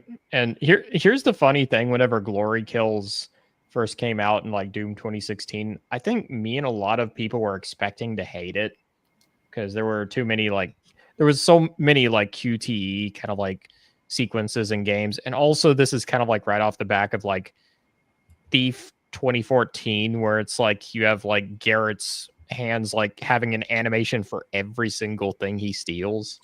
We were expecting it to be really slow, but it actually made the game a hell of a lot faster and more fun. It also interacted with the music as well when you did them. So basically, Frederic, when you it also depended on direction as what animation it would play when you were doing it. Doom the Dark Ages got rid of that. So now when they glow purplish, and you basically that's how the melee system interacts, where you do a melee kill on them. However, glory kills are still in the game, and Otter, I was confused. I didn't know if they were or not, because I actually triggered one when I cut a Mancubus in half with the chainsaw shield. Okay. And then I found a video earlier that was explaining why that happened, and it's because I jumped up in the air and then did the melee initiation kill, and it actually triggers a glory kill, and that's the only glory kill in the game. So it's still technically there. Just a little disappointing. Yeah, and I'm fine with what they wanted to do with the melee system. Oh, and the melee system is how you get your ammo back, by the way. And like I said, it's on a cooldown, but the cooldowns are not that long, and most of them, besides the last melee weapon, you get like 3 charges that constantly cool down. And when you actually hit something, you get all pretty big amount of your ammo back. You're not really limited by ammo that much in this game. Oh, and Otter, I found something else out. What's that? So you know how they allowed you to fully adjust difficulty sliders and stuff? Yes. Well, turns out you can do that on Nightmare and Ultra Nightmare mode. You can do it on any difficulty and make the difficulty turn into easy mode and still get the rewards for completing Nightmare and Ultra Nightmare. Oh, that's lame. That's so lame. I found this out because someone posted like, oh, I just beat Ultra Nightmare. And then everyone else was in there like, yeah, show the sliders. Go ahead. Show the sliders. And I was like, what? Because I forgot about the sliders, because I played on Ultra Violence is what I played it on. Was not good enough for Nightmare. Yeah. But just finding out that all you had to do is put it on Ultra Nightmare fucking take the difficulty sliders and then slide them all the way to easy, and basically you're playing easy mode and unkillable. What That's the fuck? That's stolen valor right there. And then they also changed the what was it called? The baby mode, the most easy difficulty. I forgot the original name for it. They changed it. Do you remember what I'm talking about? Isn't it like "Don't Hurt Me" or something like that? Yeah, it's something like Something that. They like changed that. to something else now. Yeah. In fucking Wolfenstein, you literally had a binky. Yeah. The facial expression would change with each difficulty, if I remember right, and then the easiest one would add the binky and the baby bonnet or whatever. Have you never seen that, Frederic? No, I've never seen that. I haven't played much Doom, so that's pretty hilarious to me. It wasn't in Doom. It was in Wolfenstein. Oh, Even Wolfenstein. the rebooted ones. If you pick the lowest difficulty, Was this back on the first one back in the day? I don't think back in the day. No, No, it's actually a reboot they did in like the early 2010s or something like that. Yeah, Yeah, So you the, had the it was- first reboot was really, it was, a lot of people liked it. Yeah, it's a good game, I think. It's And good it's gameplay. The best affordable. weapon in the game is the ricochet shotgun, Yeah. where you just shoot whatever and it fucking goes all over the place and you're killing enemies. Damn. Still one of the best and most fun weapons I've used in a video game was that one. Sounds cool, Yeah. man. But anyways, Lots of it had- Nazis. Yeah, it had Nazis difficulty sliders, and the lowest difficulty literally had your character with a binky in his mouth and a little bonnet baby thing. Also, I've been, I think I've gotten to the point, like listening to the Witcher audiobooks. This is a bit of a separate conversation, a little bit of a tangent. I don't know. I think allow I've it. gotten to the point in the series where I'm about ready to either DNF it or just stick it out for the rest of it. I'm not sure. Hold on, DNF for us non-gamers. Do not finish, Okay. Did not finish. or did not. Yeah, Same it's thing. one of those Yeah. where You I know would what, say- Otter? Just for that, you're finishing the whole fucking series. Oh, fuck off. I'll be right back. I would say anything that's not the Witcher short stories is probably not even worth it. That's my opinion at this point. I liked how Blood of Elves started, but the further that book went, I'm like, nothing's really happening in this book. And that's kind of my big problem with like every book from like 3 onwards so far, is that the pacing slows down to a crawl. I'm like, the action is good when it's there. Don't get me wrong, but I'm like, everything in between, I'm like, these are like, this feels like 4 to 6 books that's all the same story arc. And I'm like, Sapkowski, you didn't need to have this much for one, what's essentially just series story. Exactly. And I find Siri to be boring, so I just couldn't get through them. She's good at first. Yeah. What frustrates the hell out of me is like Sapkowski really simps over Yennefer in these stories. Like he really does. And the thing is, like, he has her do some pretty despicable things, but he still wants you to like her. He really wants you to like her. And more than that, he really wants you to believe that her and Geralt are truly in love. And I'm like, I call bull, Sapkowski. Yeah. This is a terrible relationship. It's bad.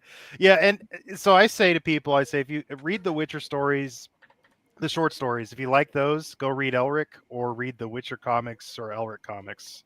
The short stories are good for the most part. I do like the short stories. Yeah. There's some bad bits, but I'm like, they're still fun. Like, yeah, I think they keep a good pace, and there's some really good flourishes of good writing in there too. You know, I think the Witcher comics, I think Mike Mignola worked on those a little bit. I think maybe he did a cover for them only. I'm not sure, but you know, those are out there. And then, of course, you know, Elric is just a much richer story with a character that, you know, obviously Geralt was inspired by. A lot of characters were inspired by Elric. So Elric has better world building too. And like, that's not to say The Witcher has bad world building. No, it has good bits. It's just after a little bit, you're like, this doesn't feel like a fantasy world. This just feels like Sapkowski read a history book and now he's relaying what he read there. I'm looking at the Witcher comic right now. Dave Johnson worked on 100 Bullets. He worked on the Witcher comic, it looks like.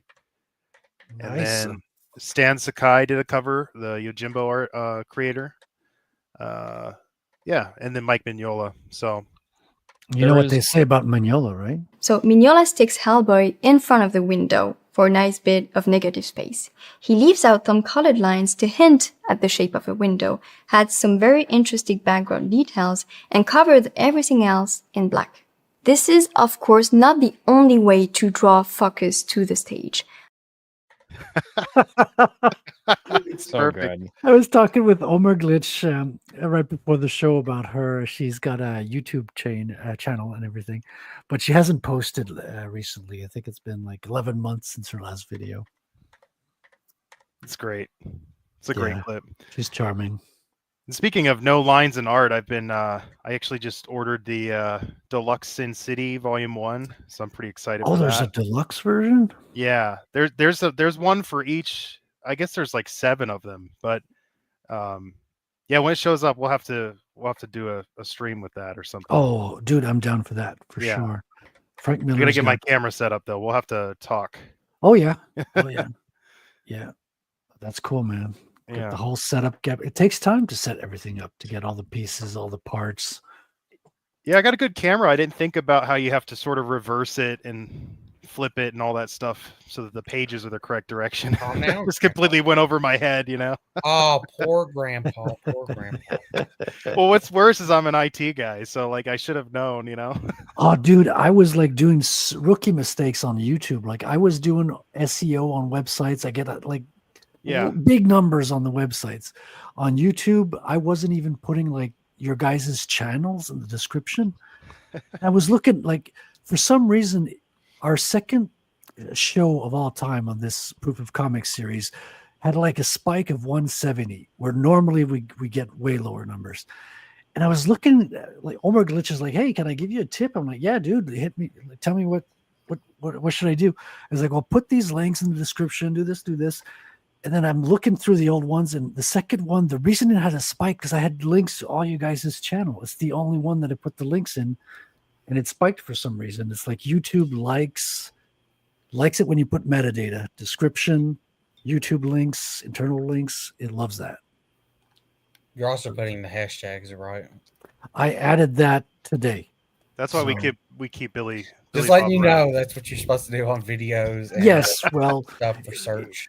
It took me less than a year to learn that. I mean, if you go on the Rook's Exodus, I have a bunch of them on there. So if anyone puts Rook's Exodus, it will actually pop up in the search. Yeah, well, that's smart. Nice. You see? Oh, that's what the pound signs are for. Yeah, pound sign. What is this pound sign you guys keep talking about? If you wonder, some people who game the system, you'll see random videos that have nothing to do, and then they'll have GTA 6 in there. Yeah. Yeah, I've seen that before. They do that shit. Oh, speaking of pound signs, I guess I saw or heard about a post somewhere where some lady said that her daughter asked, "Why is there a hashtag on these old phones? They didn't have Twitter back then." I'm surprised you didn't respond to me to your son's photo when I said he's next in line with the kangaroo punching. Dude, I laughed my ass off. Yeah, show it to your son. Yeah, he may have seen it. I don't know. He's in the Discord now, so. But anyways, I think it's about time for us to wrap this up. It is, isn't it? It's about time for shield time. Hit it!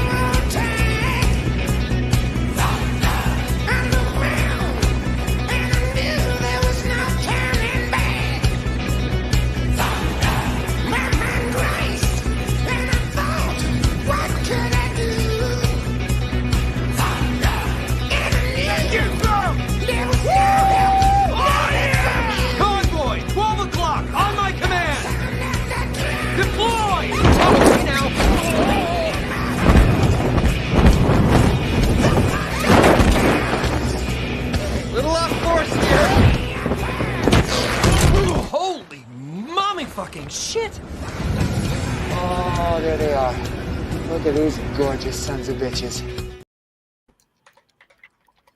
Yeah, That never gets old. it's such a perfect end of show clip. Speaking of the Really opposite, is. gorgeous bitches, James. Hey, friends. I have a migraine today. Yippee for me.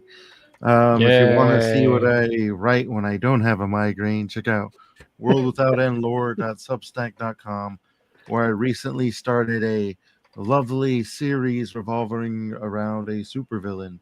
I will be releasing 2 stories a month, 2,000 to 3,000 words each.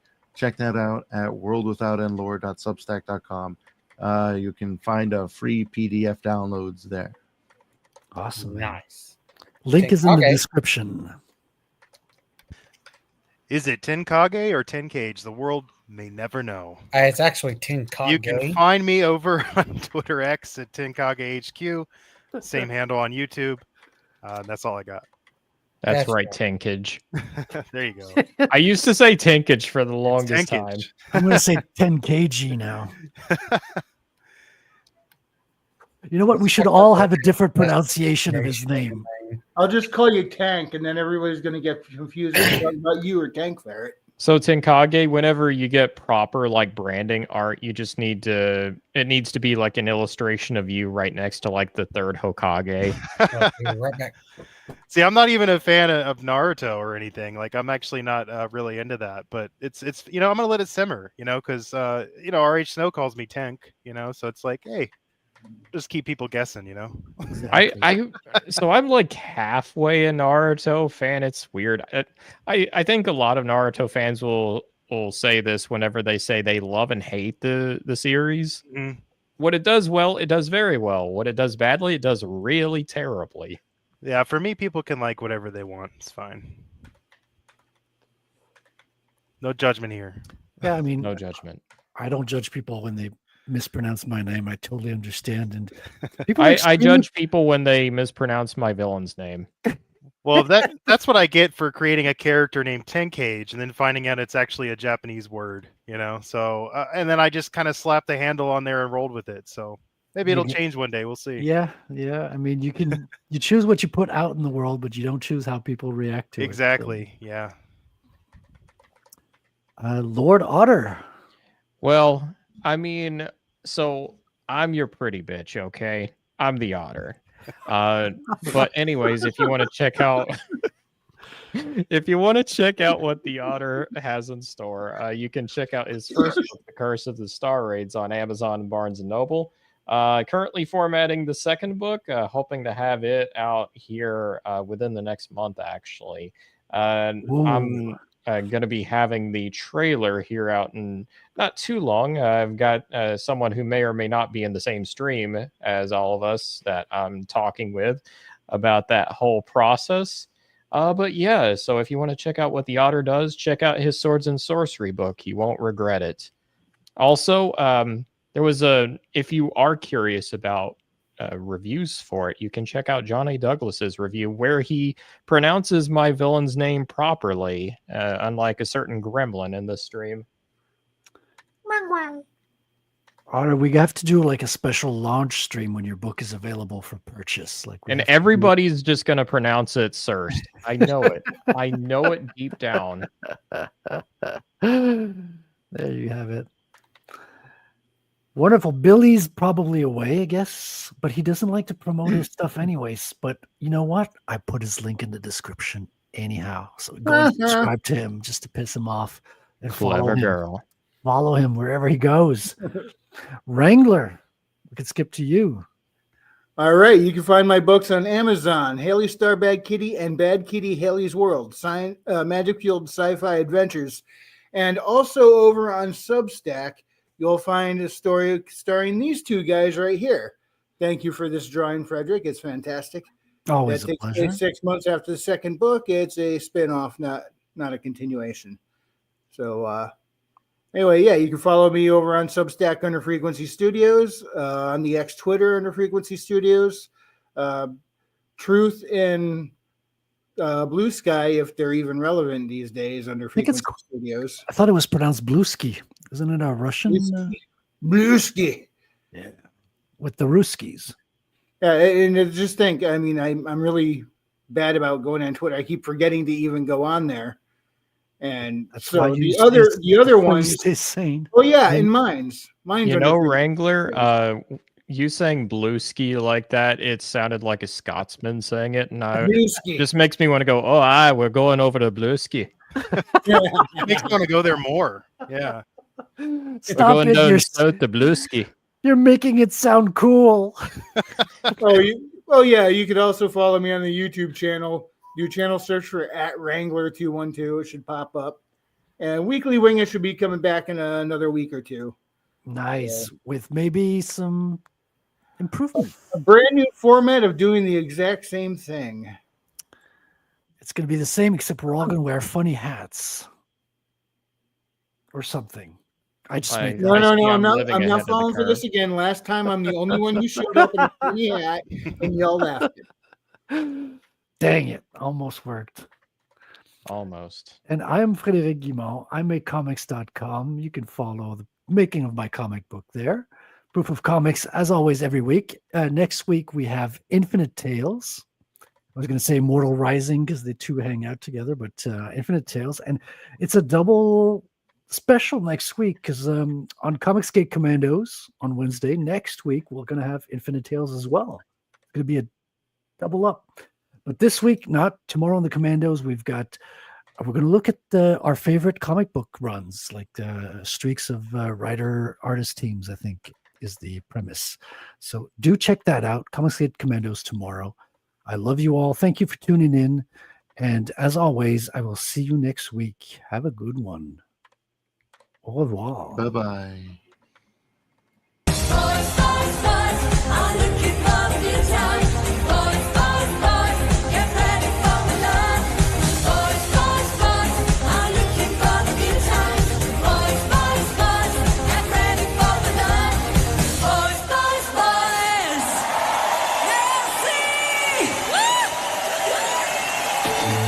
The sun has gone to bed, and so must I.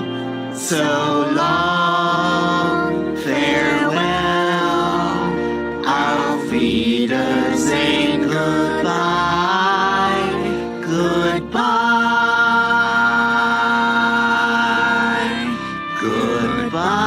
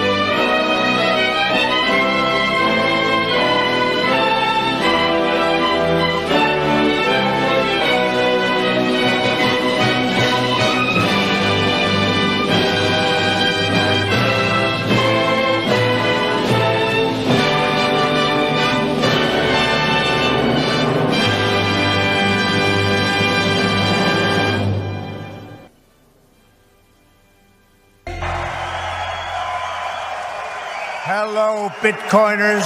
Thank you very much. Hello. It's good to be with you. It's good to be with you.